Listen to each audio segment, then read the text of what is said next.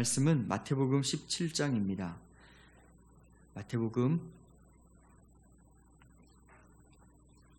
17장 14절에서 20절 말씀입니다.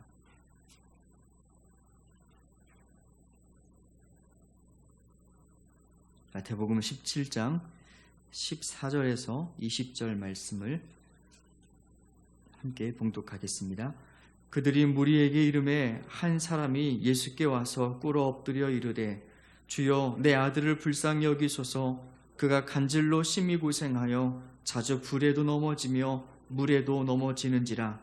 내가 주의 제자들에게 데리고 왔으나 능히 고치지 못하더이다. 예수께서 대답하여 이르시되 믿음이 없고 패역한 세대여, 내가 얼마나 너희와 함께 있으며 얼마나 너희에게 참으리요. 그를 이리로 데려오라 하시니라. 이에 예수께서 꾸짖으시니 귀신이 나가고 아이가 그때부터 나으니라. 이때 제자들이 조용히 예수께 나와 이르되 우리는 어찌하여 쫓아내지 못하였나이까. 이르시되 너희 믿음이 작은 까닭이니라.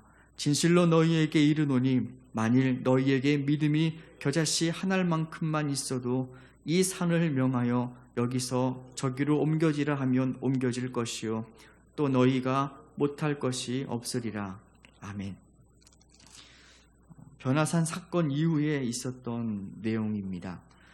그때 예수님께서 내려오실 때 산 밑에는 굉장히 큰 혼란과 분쟁들이 있었습니다. 제자들이 있었고요. 그리고 큰 무리가 제자들을 둘러싸고 있었고요. 그리고 그 중에는 서기관들도 함께 있었음을 다른 성경 본문을 통해서 복합적으로 확인해 볼 수 있습니다. 그 모든 논란의 중심은 귀신 들린 아이를 고치지 못했던 제자들의 무능함에 있었습니다.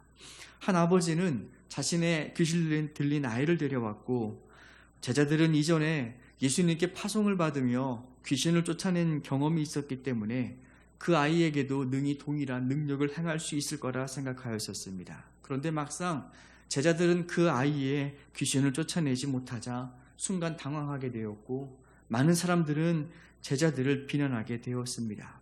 이러한 논란의 현장이 오늘 본문의 배경입니다.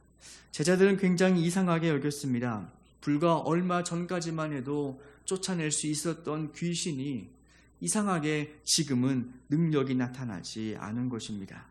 우리 잠깐 마태복음 10장 1절 말씀을 함께 찾아보겠습니다. 마태복음 10장 1절 말씀에 보시면 이렇게 기록되어 있습니다. 예수께서 그의 12제자를 부르사 더러운 귀신을 쫓아내며 모든 병과 모든 약한 것을 고치는 권능을 주시느니라. 그리고 또한 10장 8절 말씀을 보시면 병든 자를 고치며 죽은 자를 살리며 나병 환자를 깨끗하게 하며 귀신을 쫓아내되 너희가 거저 받았으니 거저 주라. 그리고 다른 복음서에 보면, 누가복음서에 보면 이 제자들이 그렇게 귀신을 쫓아내고 돌아와서 기쁨으로 예수님께 이렇게 고백을 합니다. 주여, 주의 이름이면 귀신들로 우리에게 항복하더이다. 그때는 주님의 이름으로 귀신도 쫓아내고 병도 고치고 모든 것을 다 행했었고 가능했었는데, 지금은 제자들에게 그러한 기적이 일어나지 않고 있으니 제자들은 당황할 법도 했습니다. 오늘 우리가 이 짧은 본문을 통해서 먼저 확인할 것이 있습니다. 우리 삶에 어떠한 능력이 있든, 우리에게 지혜가 있든, 겸손이 있든, 아니면 오늘 본문의 말씀처럼 병 고치는 신유의 은사가 있든, 그 모든 것은 원래 우리의 것은 아니라는 사실입니다. 우리에게 주어진 모든 능력은 하나님께로부터 오는 것입니다. 우리가 잊지 말아야 될 중요한 사실은 능력은 하나님께 있고, 그 하나님이 우리와 함께 있을 때에만 우리에게 주의 능력이 발현된다라는 것을 우리가 잊지 말고 기억해야 합니다. 마태복음 28장에 부활하신 예수님께서 제자들에게 하신 말씀을 우리가 잊지 말아야 합니다. 하늘과 땅의 모든 권세를 내게 주셨으니, 하늘과 땅의 모든 권세는 하나님께서 예수님께 주셨다라고 말씀하십니다. 그리고 예수님은 이것을 약속하십니다. 볼지어다 세상 끝날까지 내가 너희와 항상 함께 있으리라. 모든 능력은 하나님께서 예수님께 주셨고, 그 예수님이 우리와 함께 하시겠다는 것이 하나님의 약속이자 예수님의 약속입니다. 우리가 능력을 소유하거나 능력이 우리에게 머무는 것이 아닙니다. 우리가 기억할 것은 인생의 모든 문제를 감당할 수 있는 능력은 바로 예수님께 있고, 그 예수님이 우리와 함께할 때만 우리는 문제를 해결해낼 수 있다는 것입니다. 그렇다면 오늘 본문을 통하여 제자들에게는 과연 어떠한 문제가 있었던 것일까요? 이전에는 가능했던 그 일이 왜 지금은 불가능한 것이며, 이전에는 하나님과 함께했던 하나님께서 왜 지금은 제자들과 함께하지 않고 있는 것일까요? 오늘 본문을 통하여 하나님이 어떻게 우리와 함께 하시는지, 그리고 우리가 하나님과 함께하기 위해서 우리가 본문의 말씀을 통하여 생각해 볼 두 가지 말씀은 무엇인지 한번 살펴보도록 하겠습니다. 먼저 하나님이 우리와 함께하는 전제 조건은 우리에게 믿음이 있을 때 함께 하신다는 것과, 또 하나는 우리가 기도할 때 하나님이 우리와 함께 하신다는 두 가지 내용입니다. 첫 번째로는 믿음이 있는 곳에, 바로 그곳에 하나님은 우리와 함께 하십니다. 산에 내려왔을 때 예수님은 모여있는 모든 무리를 향하여 이렇게 책망하고 꾸짖으십니다. 믿음이 없고 패역한 세대요. 믿음이 없다라는 말과 패역하다라는 말로 모든 무리를 책망하십니다. 이 패역하다라는 말에 우리가 좀 주목을 해볼 필요가 있습니다. 이 패역의 원래 의미는 어떠한 것에 의하여 미혹을 받아 마음이 돌아간 상태를 바로 패역함이라고 합니다. 여러분, 믿음이 무엇입니까? 믿음은 모든 순간에서 하나님을 바라보고 있는, 하나님을 향하고 있는 상태가 바로 우리의 믿음입니다. 무슨 문제가 있든지 근심이 있든지 항상 우리의 자세와 태도를 변함없이 하나님께 고정하는 것이 믿음입니다. 그런데 믿음 없는 패역은 무엇이냐면, 그렇게 하나님을 향해 있었던 마음이 어떠한 것에 유혹을 받아 그 마음이 돌아서게 된 상태가 바로 패역함입니다. 우리의 마음이 돌아선 상태를 우리는 우상 숭배라고 이야기를 하기도 합니다. 우리의 마음에 하나님과 우상이 동시에 있을 때, 우리의 마음이 우상으로 인하여 마음이 돌아서 있을 때, 그때 하나님은 우리 마음 가운데 함께할 수 없습니다. 꼭 우리가 타 종교를 섬기거나 아니면 어떠한 미신을 믿는 것이 우상이 아닙니다. 하나님을 믿으면서 우리에게는 우리의 마음을 돌아서게 하는 우상들이 얼마든지 있을 수가 있습니다. 돈을 의지할 때 우리의 마음은 돈으로 돌아서기도 합니다. 무엇인가 음란하게 좋아할 때 그것이 영적인 간음이 되기도 하고, 실제적인 육체적인 음란함일 때 우리의 마음은 돌아서기도 하고요. 또한 자기를 사랑하는 마음이 하나님을 향한 마음에서 우리의 마음을, 믿음을 돌아서게 합니다. 그러면 거기 모여있는 수많은 무리들의 패역함, 무리들의 우상숭배는 무엇이었을까요? 바로 수많은 사람들의 패역함은 의심이었습니다. 과연 이 사람이 진짜 메시아가 맞나?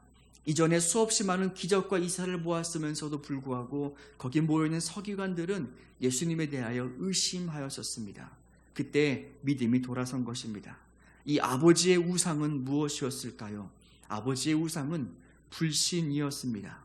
어릴 때부터 귀신 들려왔던 그 아들, 예수님에 대한 소문을 듣고 소망을 가지고 찾아왔지만 제자들로 인하여 그 소망을 또다시 잃어버리게 되었습니다. 예수님도 별 수 없겠구나. 그 불신이 이 아버지에게 있었습니다. 바로 그것이 이 아버지의 믿음을 돌아서게 하였던 불신의 우상이었습니다. 제자들에게도 문제가 있었지만 예수님은 먼저 산에서 내려오셨을 때 이 아버지의 믿음 없음에 대하여 지적하십니다. 아버지에게 자식이 병고침은 너무나 간절하고 매우 중요한 소원입니다. 아마 아버지에게 있어서 가장 간절했던 소원이 바로 이 아들의 병고침이었습니다. 근데 아버지의 큰 실수가 있었습니다. 그 실수는 무엇이었냐면 바로 예수님이 아니라 이 제자들을 바라보고 소망을 가졌다라는 것입니다. 많은 사람들은 하나님이 아니라, 예수 그리스도가 아니라 사람에게 소망을 두고 낙심하게 될 때가 많습니다. 때로는 돈이 많은 사람이 우리 곁에 있으면 그 사람이 은연중에 의지가 되기도 합니다. 힘이 있고 능력 있는 사람을 의지할 때도 많고, 때로는 나를 행복하게 해줄 것 같은 그 사람에게 연인들은 소망을 두기도 합니다. 때로는 직장 상사나 아니면 나에게 있어서 영향을 크게 미치는 물주나 권력자들에게 우리의 소망을 두기도 합니다. 반대로 또한 그 사람들 때문에 실망하고 낙심하게 되기도 합니다. 특별히 교회 생활할 때 그럴 때가 참 많죠. 많은 사람들이 교회를 떠나는 이유 중에 하나는 사람들에게 상처를 받아서 교회를 떠날 때가 참 많이 있습니다. 구역 식구들 때문에, 목회자 때문에, 누구 때문에 시험 들어 교회를 떠나기도 합니다. 물론 시험을 주는 당사자에게도 문제가 있기 때문에 조심해야 되지만, 그러나 우리가 먼저 중요하게 생각할 것은 우리의 믿음의 이유와 믿음의 근거를 사람에게 확인하려고 할 때 그 사람은 넘어질 수밖에 없다라는 사실입니다. 사람에게 소망을 두고 사람을 기대하면 누구든 넘어지지 않을 수가 없습니다. 또한 반대로 하나님을 바라보면 누구든 믿음을 잃어버리지 않을 수가 있습니다. 그래서 히브리서 기자는 항상 우리에게 중요하게 권면하고 말씀을 하죠. 믿음의 주요 온전케 하시는 이인 예수를 바라보라. 사도들은 어느 누구도 자신을 믿으면 하나님께로부터 인도해 주겠다라고 말하는 사람이 아무도 없었습니다. 만약 그런 사람이 있다면, 자신만 믿기만 하면 하나님께 갈 수 있다라고 말했던 사람이 있다면 바로 그 사람은 이단입니다. 모든 사도는 자신의 연약함을 알고 있기 때문에 내가 아니라 믿음의 주요 온전케 하시는 바로 예수님을 바라보라라고 말씀하셨습니다. 그 아이에게 하나님의 치유의 능력이 함께하지 않았던 이유는 바로 그 아이의 아버지가 예수님이 아니라 제자들을 바라보고 소망을 가졌고 제자들을 바라보고 실망하였기 때문에 이유입니다. 예수님은 먼저 그래서 그 아버지의 믿음부터 고쳐주십니다. 그 아버지의 믿음을 책망하시고 꾸짖습니다. 마가복음 9장 23절 오늘 본문과 평행 본문인데요. 그 본문을 보시면 예수님은 이렇게 말씀하십니다. 할 수 있거든이 무슨 말이냐? 믿는 자에게 능치 못함이 없느니라. 이 말을 듣고 곧 그 아이의 아버지가 소리질러 이렇게 말을 합니다. 주여 내가 믿나이다. 나의 믿음 없는 것을 도와주소서. 그 아이의 아버지는 잘못된 곳에 자신의 믿음을 두었던 것에 대하여 곧 큰 소리로 철저하게 회개하고 그리고 예수님께 대하여 믿음을 가질 때 예수님은 그 아이를 치유하시는 놀라운 능력을 일으키시는 것을 우리가 본문을 통해서 확인해 볼 수 있습니다. 우리 삶에 하나님의 능력이 나타나지 않을 까닭은 우리의 믿음이 무엇인가에 의하여 돌아섰을 때입니다. 사람을 의지했거나 다른 것을 의지했거나 아니면 우리의 마음속에 있는 어떠한 우상 때문에 하나님을 향해 했던 온전한 믿음이 돌아서게 될 때 우리의 믿음은 변질되게 되고 하나님과 우리의 마음을 돌이키게 했던 그 우상이 우리 마음에 공존할 때 하나님은 우리 마음에 함께할 수 없고 하나님의 능력은 우리에게 나타나지 않습니다. 첫 번째 가장 중요한 것은 우리가 온전한 믿음을 회복하는 것, 다른 어떠한 것을 의지하는 것이 아니라 우리의 믿음과 소망을 주님께 드리는 그 온전한 믿음을 회복하는 것이 첫 번째 본문을 통하여 우리가 확인해 볼 것입니다. 두 번째는 예수님의 능력이 우리와 함께 머무는 비결은 바로 기도입니다. 우리는 항상 기도해야 되는 것을 알고 있지만 자주 중단할 때가 많습니다. 우리의 기도를 자주 중단하고 약화시키는 것이 있는데 바로 교만이라는 것입니다. 특별히 성공했을 때 아니면 어떤 것을 이루었을 때 나타나는 교만입니다. 제자들이 착각했던 것은 과거 귀신을 내쫓았던 것은 바로 예수님께서 자신들에게 주셨던 능력이었습니다. 그런데 그들은 예수님과 함께하지 않아도 그 능력은 항상 자기들과 함께 있을 거라 착각했기 때문입니다. 하나님이 주신 것을 마치 자신의 것인 양 착각하는 것이 교만입니다. C.S. 루이스가 쓴 스크루테이프의 편지라는 책이 있습니다. 이 책에 아주 재미있는 내용이 있습니다. 우리의 마음이 인생의 낮은 골짜기에 있을 때 오히려 하나님은 그곳에서 우리를 더욱더 당신의 것으로 만드시고 우리의 마음이 성공의 꼭대기라는 곳에 있을 때 사탄은 그곳에서 우리를 자기의 것으로 만든다. 우리가 낮은 곳에 있을 때, 인생의 고난 가운데 있을 때 오히려 하나님은 그곳에서 우리를 당신의 소유로 만들어 가시지만, 우리가 성공이라는 교만의 꼭대기에 있을 때 사탄은 그곳에서 우리를 자기의 것으로 만든다는 것입니다. 성공의 자리, 은혜의 자리도 물론 하나님의 귀한 선물임에는 틀림없습니다. 그런데 우리의 마음을 그곳에 오래 머물러 두게 되면 우리 마음 가운데는 누구든 교만이라는 마음이 생길 수가 있습니다. 그러면 그 교만의 마음은 우리를 패망으로 인도합니다. 그래서 사도 바울은 은혜 받고 형통할 때 우리에게 항상 조심하라라고 말씀하십니다. 고린도전서 10장 말씀입니다. 그런즉 선줄로 생각하는 자는 넘어질까 조심하라. 이스라엘 광야의 조상들은 홍해를 건너고, 홍해를 건너는 동시에 하나님께 세례를 받습니다. 홍해를 건너는 사건이 곧 세례받은 사건입니다. 그리고 뿐만 아니라 홍해 사건 이후에는 반석이신 예수 그리스도의 신령한 은혜와 기적을 맛봅니다. 사도 바울은 이것을 신령한 음료를 맛보았다라고 합니다. 그럼에도 불구하고 그런 은혜를 받고도 광야의 조상들은 모두 광야에서 멸망하고 말았습니다. 은혜 받았던 이들, 건진 받았던 이들이 왜 광야 이후에 멸망하게 되었을까요?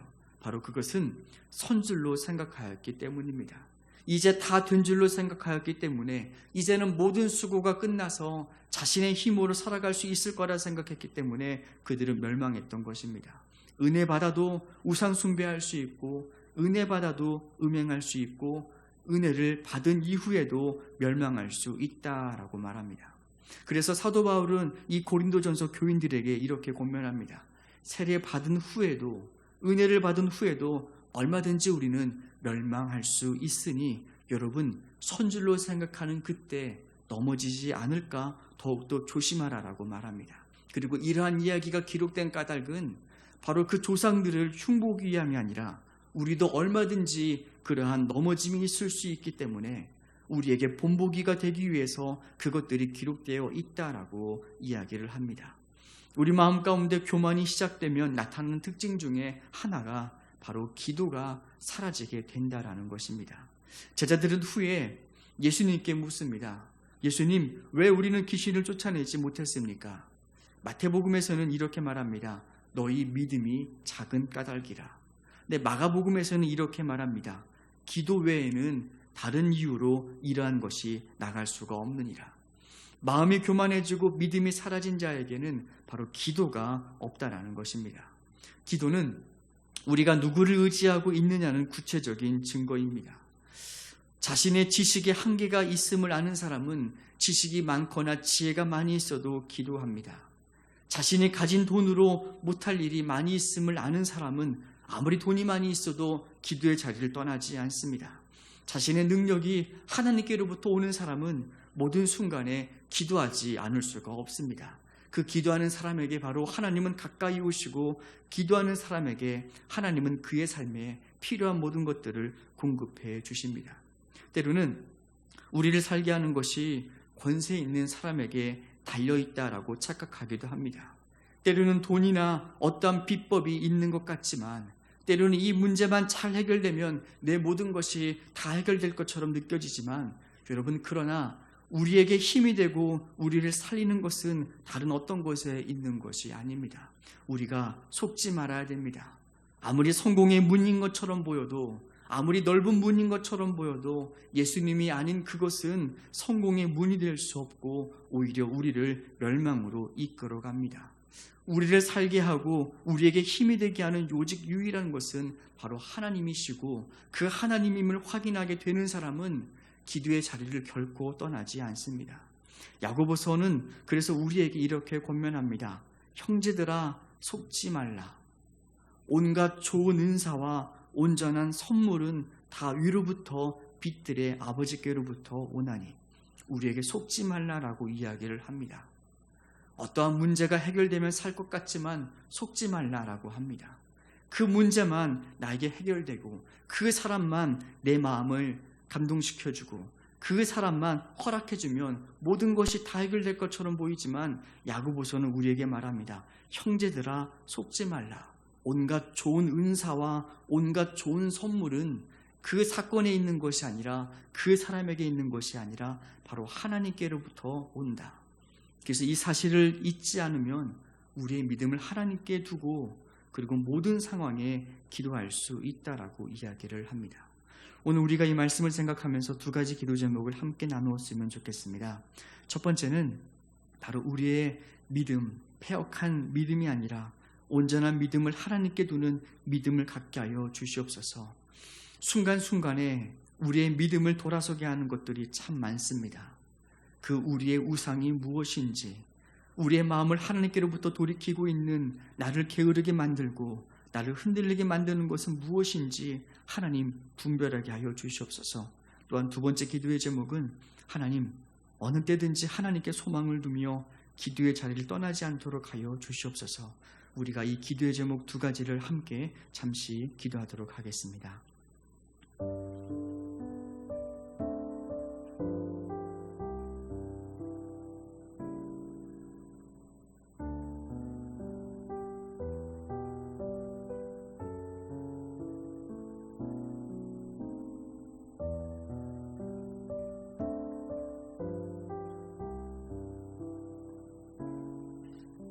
하나님, 우리의 믿음을 돌아서게 하는 수많은 것들이 있습니다. 때로는 성공도 우리의 믿음을 돌아서게 하고, 때로는 문제 해결도 하나님을 향해 있던 우리의 마음을 돌아서게 합니다. 이제 다 됐구나, 이제 끝났구나.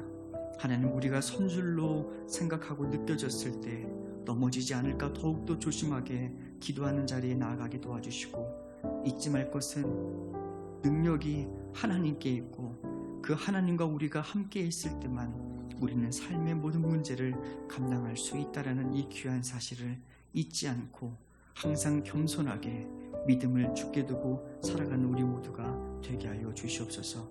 감사드리며 예수님의 이름으로 기도드립니다. 아멘. 주님의 기도를 함께 드리겠습니다.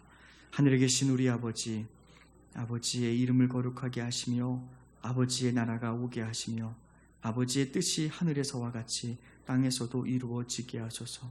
오늘 우리에게 일용할 양식을 주시고 우리가 우리에게 잘못한 사람을 용서하여 준 것 같이 우리 죄를 용서하여 주시고 우리를 시험에 빠지지 않게 하시고 악에서 구하소서. 나라와 권능과 영광이 영원히 아버지의 것입니다. 아멘.